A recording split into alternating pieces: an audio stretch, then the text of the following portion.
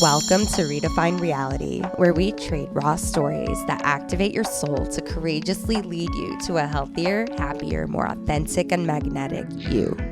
I'm your host, Rita, a Middle Eastern Christian woman that broke free and created a new reality. By defying the societal and cultural expectations that we were programmed to obey, you'll see and feel the magic of the universe as you allow your soul to play and lead the way. Despite the fear of judgment, failure, and even being seen, you'll take courageous action and manifest your wildest dreams. My intention is to inspire you to be free and do whatever you're lit up by and guided to get you to stop doubting and start believing in yourself and find your way to abundance and optimal health, to elevate your environment and reach and embody enlightenment, to release the guilt and shame and rewire your subconscious brain, to light a fire under your ass and get you out of your own way at last, moving you straight into action and mastering the law of attraction. My ultimate goal is for each episode to activate your soul, to trust your intuition and know that you are whole, so you can live your purpose and make an impact and shed all the layers of what's holding you back and dimming your light, because it's time that you rewrite your life story. Hey, welcome back to another episode of Redefine Reality. It is season 5, episode 6, Become the Master of Your Mind and Language Patterns to Claim Your Power. So yes, I'm late, and I know I promised I'd be consistent with this. It's not like I didn't have time or I didn't want to. Every day, every minute of the day, it was on my mind.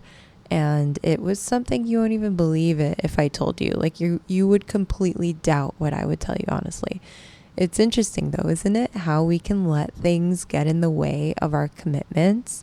Like we let ourselves avoid what really needs to get done, and we let ourselves off the hook. Like we are so good at keeping our word to other people, but not to ourselves. And we'll let ourselves get busy with things that don't even matter. Like for example, when I have some shit that really needs to get done, suddenly I'm Martha fucking Stewart and I'm redecorating my entire place and cleaning every nook and cranny and reorganizing, and I don't even have my own place anymore right now since I went nomadic in September after Burning Man, but I'm over here doing everything but my podcast. I'm legit cleaning and redecorating the entire kitchen for the last couple of hours where I'm staying at. So it's I want it to look and feel like it's straight out of a magazine. But if you're hearing some weird ass noises, it's the heater and probably the dishwasher. But anyway, do you want to know? You want to know why I was avoiding recording this? I feel like you said yes, so I'm going to tell you. It's so stupid, I swear. It's so ridiculous. I've been avoiding recording because I don't like for people to hear me record.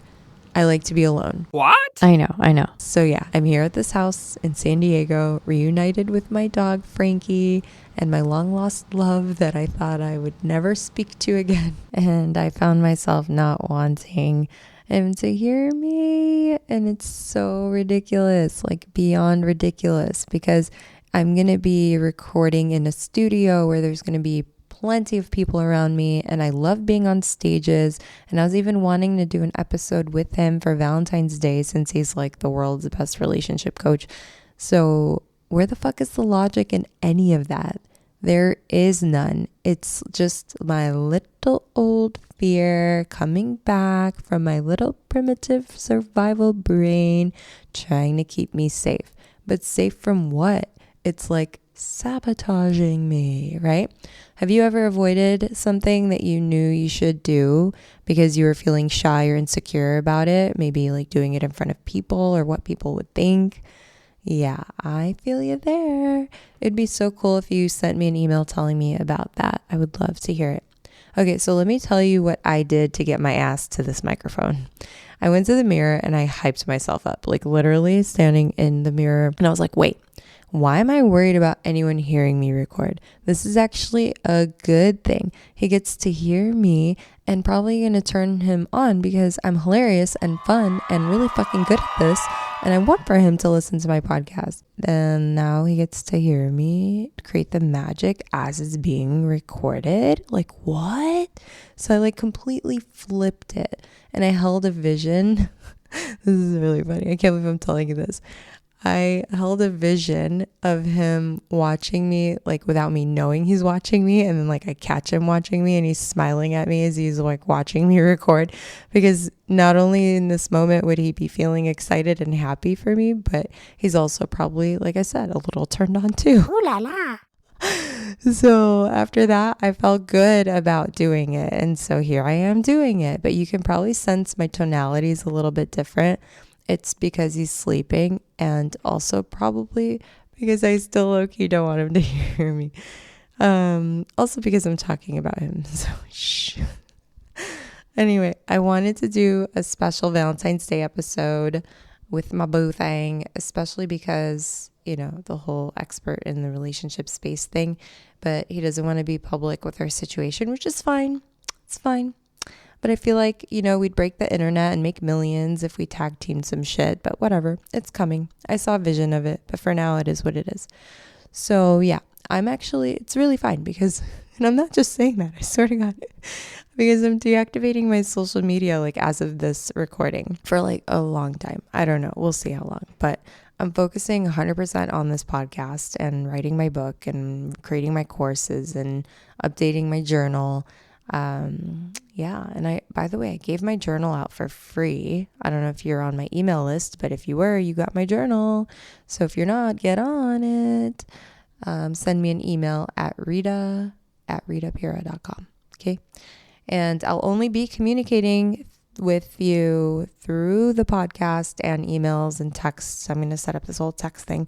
So if you haven't already, send me your name, email, and phone number so you don't miss out on what's coming and all the free things I'm giving out, because I will not be on Instagram or anything like that for a minute. Oh, and the only other way to be in my energy and really be in the know is by joining my membership, Rita Find Reality, or the group coaching, or both. And you can learn more at ritapira.com. So let's get into the episode. I want to start by honoring you for taking the time to listen. You've gone through a lot and it's been a challenging time. And I'm glad that despite all of that, you are here. It's actually a big deal that you get to choose to spend time to consume content like this that will actually up-level your spirit, your soul, your mind, your body, everything, so that you get to make it a big deal. Okay, so treat yourself every day to something that you would do for someone that you love. Like, treat yourself like you would treat the love of your life, right? So if you didn't do anything for Valentine's Day or whatever, like, I really hope that you loved on yourself, you took care of yourself, and I hope that it doesn't have to be Valentine's Day for you to be treated well. So take yourself out for something, go for a massage or whatever. You're worth it, and it will make you better for it. It will make everyone else better for it, because as you are doing well, you are vibrating and emitting a frequency that is raising the frequency of others around you. Okay, so when you're good, everyone else is good and the world is good. And you're doing great, and everything you desire is around the corner. Do you feel it? Because I do. Anyway, so my intention for this episode is to be of significant value for you. I really mean that. I want for you to be happy with what you hear today, that it's going to make you feel good and confident and take action in some way. And in order for you to make these episodes better for you in the future, I really want you to email me. My email again is Rita@ritapira.com. And I want you to tell me what I should know. Tell me what I should know to understand you, and what I need to know about you, what you've been experiencing recently or as of late, that I can be of value to you. And I will respond to your email directly, I promise. Okay, so let's get started. First, I want to share with you a way of thinking. Now, it doesn't mean that this way of thinking is true, but it's true that we can think this way. And I'd like for you to think this way with me during this episode. So that's okay, yeah? Cool? Okay. Dope. Let's go. So here's the thing. Your mind is entertaining only what has value. So what this means is that it's paying attention to things that are replenishing, like exercise, meditation, play, and it pays attention to something that is possible to do and that would be good to have been done. So your mind's attaching interest and it's appealing to these things, okay? And then it attaches pleasure to doing what's good to have done and the satisfaction of having it done. And your mind is always seeing solutions, okay? So this is how the mind works, okay? The thing is, dysfunction occurs when you entertain what's good to have done, but not possible. Or when someone entertains what's possible, but not good to have done, right? So that leaves you with like regret or guilt or shame or something. But if you're thinking about what you should have done instead of what you did, it's not possible at all. You're creating the dysfunction in your energy, in your being, because you're sitting here thinking about like, oh, I shouldn't have done that. I shouldn't have done that. I should have done this instead. It's not possible for you to literally go back in time and change that. So you are causing a dysfunction. Your brain thinks it can do something about it, but it can't. And then the normal way to understand emotion is that it's coming from a situation that's happening or has happened, right? But the emotion is coming from the mind. It's not coming from the situation. It's not coming from what happened. It's coming from your mind because you're not experiencing an event or something in your environment. You're replaying it in your head and you're feeling the emotion all over again. The only reason a person's mind generates emotion or thoughts or sensations or creates a habit or feels an impulse, it's to cause a behavior in the form of an action for you to either do something or not do something. And this is true no matter how disturbing the emotion is. Your mind doesn't want you to be introspective or analyze yourself or anything like that. It wants you to run as fast as you can when a lion approaches. That's literally the design of your brain. It's survival, straight up survival. Let me explain. So say you're in a freaking like safari jungle or something in Africa and you're watching the lions, right? Suddenly a zebra rolls through. And he sees the lion and he takes off running faster than ever. And you hear somebody say, wow, that lion really put the fear into that zebra. And everyone was like, yeah, wow, did you see that? But it wasn't the lion or the environment that caused the zebra to run. It was the zebra's mind that made him run because he brought in information into the mind which caused the zebra to become focused, alert, motivated, and her legs got stronger for a short period of time so that she could outrun the lion to survive. Literally all created by the brain, not by the lion. The lion didn't do shit to the zebra to scare it or make it run. That's not what it was. It was literally the mind of the zebra going like, oh, this is not right. Okay, run. The primitive part of our mind does what is vitally important, like breathing, digesting food, circulation, all that. And the advanced component of the mind was developed on top of it, like separated, not integrated. So they don't understand each other. They don't talk to each other. There's this miscommunication and it shows up in our language patterns. So people will say something like, I have to blank myself. Like I have to discipline myself. I have to control myself. I hate myself. I sabotage myself. I'm my own worst enemy, right? So these are language patterns that show the two different facets of the mind. And this is often referred to as like the I and then yourself, right? So the I and the self, they're operating independently, each with its own freaking agenda. So it's not helpful at all. They're like backstabbing each other, but not really. So we tend to identify with the advanced part of the brain, the mind, right? We usually call it I. And then the primitive part is what we usually call self. So the evolved, advanced mind, I, doesn't understand the thoughts and emotions and behaviors that are generated outside of conscious awareness by the primitive mind, self. This misunderstanding causes dysfunction, which is what you know it as self-sabotage. So from the RRT perspective, remember I did this training recently, rapid resolution therapy. There's no internal enemy and there's no self-sabotage. Parts of us are not against other parts of us. And this is the thing, we get to effectively communicate with and influence both facets of our mind. We can get them both on the same page and resolve any misunderstanding. Now, how do we do that? With RRT.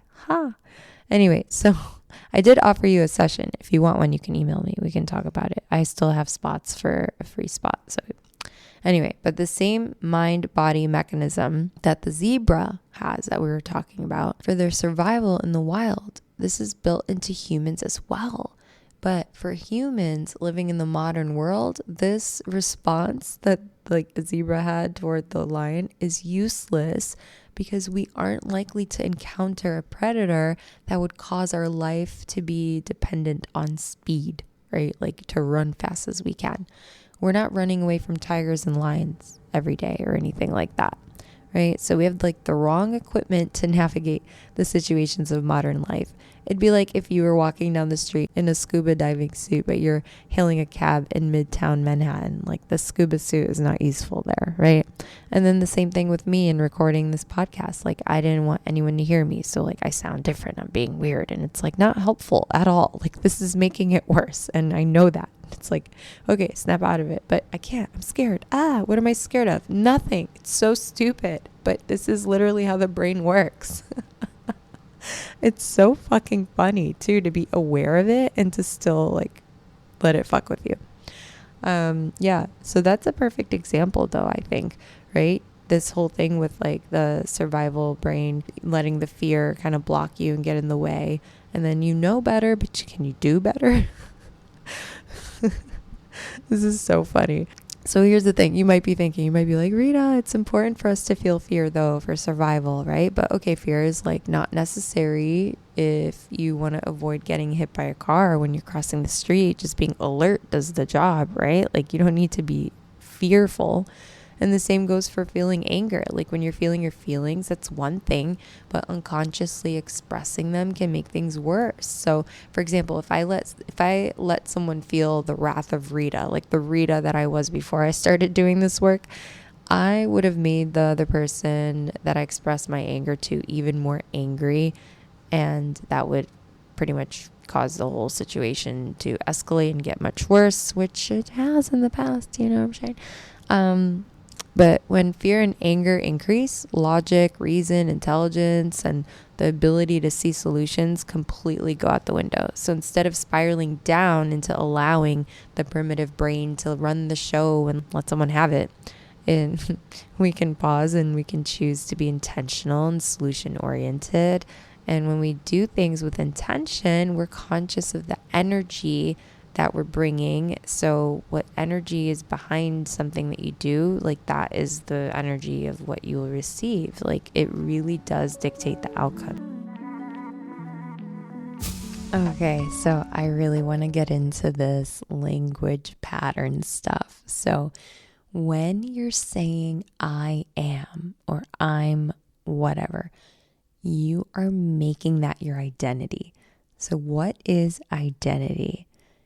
Who you are rather than something about you or something you're experiencing.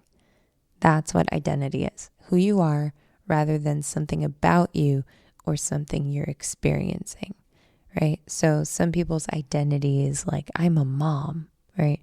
That's about them, but that's not them, right? It's interesting. I'm vegan. Okay, but that's not me. That's something about me. That's my identity.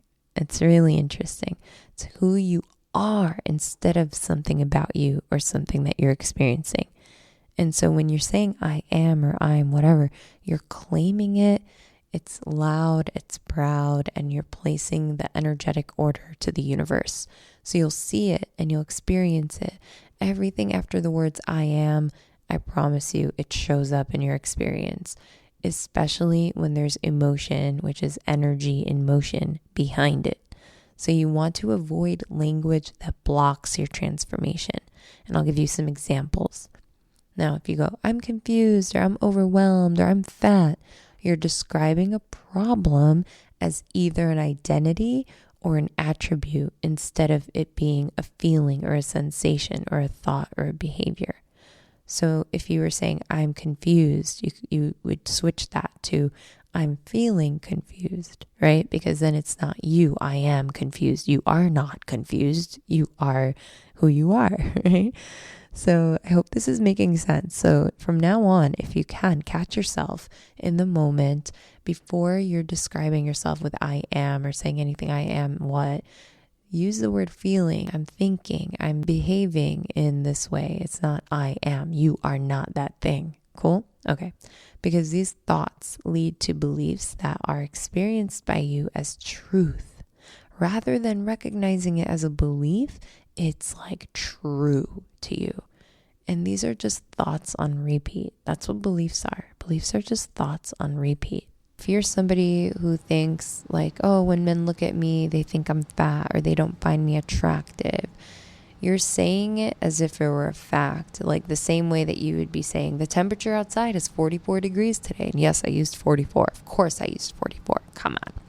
So sometimes it's not the belief itself that's being experienced, but it's the negative effects of the belief. That's what you're actually experiencing. So if you feel that, whenever someone's looking at you, you think they're not finding you attractive, if you keep thinking that, it will form itself into a belief that feels true and that you will always feel the negative effects of it as you're experiencing it. And if you believe full-heartedly that that's true, why would you feel anything other than that? I mean, you are getting exactly what you're looking for. And this reminds me of when, back in the day when the day was back, I was super insecure and codependent and assumed every man was a liar, cheater, pumpkin eater because of my previous experiences. But I didn't connect the dots until much, much later, like pretty recently. I realized that my high school boyfriend's mom took me on these like secret missions to catch her husband cheating with her. And I'm like, wow, okay, that must have traumatized me and I didn't even realize it. Watching that, witnessing her like go through his phone and things like that, that's what I ended up doing. I was getting what I was expecting. That's how powerful your mind is. So if you are feeling the same way, like, oh, all men want to hurt me and they're all liars and they're all cheaters and blah, blah, blah. If you actually believe that, then yes, that's exactly what your experience will be. It will affect the way that you interact because your energy, first of all, your behavior, it's not emitting the frequency of love and connection. It's vibrating fear, doubt, insecurity, and people can feel that. So you're not only affecting your connections with men, but everything and everyone in your field, in your orbit. And I want to give you a little bit of homework around this. Around language patterns, rather. So you might have language patterns that keep you in what I like to call the gray area. You say things like, I think, maybe, I don't know, I'll try, or I'm trying, right? Do you ever notice how much you say, I'll try, or I'm trying? Perhaps when someone invites you to something, you don't confirm right away, and you might be like, maybe, I'll try, I need to check, yeah, I'll try to make it, right? But in that moment, you probably already know if it's a no or a yes. You'll say something like, oh, I'm trying to be more consistent with my podcast, haha. That's a dig at myself. I'm trying to stop eating after 8 p.m. I'm trying to be vegan. I'm trying. It's like either do it or don't. And why do you keep yourself in this like gray area limbo shit? So I don't want you to try to do anything anymore. I want you to decide that you're either doing it or not. And then have the integrity to follow through for yourself or for whoever is counting on you. You get to remove the word try from your vocabulary. You get to get out of the gray area and be more declarative, be more decisive, be more authentic, be more transparent, right? So if you said something like, oh, I'll try to stop saying try, does that feel like it's actually going to happen? Or what if you said, I'm choosing to stop saying try? Do you hear and feel the difference there? One of them is sketchy and in a gray area, and the other is definite. It's happening. You can't count on somebody that says, I'll try. Oh yeah, maybe. I don't know. Like in your gut, you just know they won't do it. So either you are or you aren't. Yes or no. You already know in the moment. Your body told you long before your mind was trying to avoid the discomfort of it. It's so freeing to be transparent in the moment. And then later, you don't have to follow up with them and tell them, no, you can't, when you already knew that you couldn't or didn't want to. Okay? So no more maybe, I don't know, I'll think about it. Just yes or no. No justification is needed either. Those are complete sentences, my dear. You take your power back by doing this, because when you start being transparent and in integrity, you become more in alignment, and you'll start to feel so good because you're being more authentic and standing in your power. And then you get to request people to be honest and transparent and communicate what they're truly feeling versus avoiding, because you want to be around that type of energy. You don't want to be around that fake ass energy anymore, since you leveled the fuck up, since you're in integrity and you're in alignment now. Yeah. Taking a stand for yourself and calling for other people to rise and show up with integrity when they engage with you. That's what the fuck I'm talking about. So don't be shy to call people out. You might startle them and catch them off guard, because they usually get away with staying in the gray area with saying maybe, let me check and get back to you. I'll try. Yeah, I'll try to make it. Yeah. When they know it's a no, I'm like, oh, I'll try to be there. It's like, bitch, you know you're not coming. So like Yoda says, do or do not. There is no try. You either do or you don't. You are or you're not. You will or you won't. Yes or no. When you choose one, you'll have intentions and energy behind making it happen too. So if this is lighting you up, it's because your soul is wanting to get on board with this. But it is up to you to get your body to do it, because your soul is trapped inside your body and your mind is the fucking gatekeeper. So the more you allow your soul to lead the way, the more magic will come your way.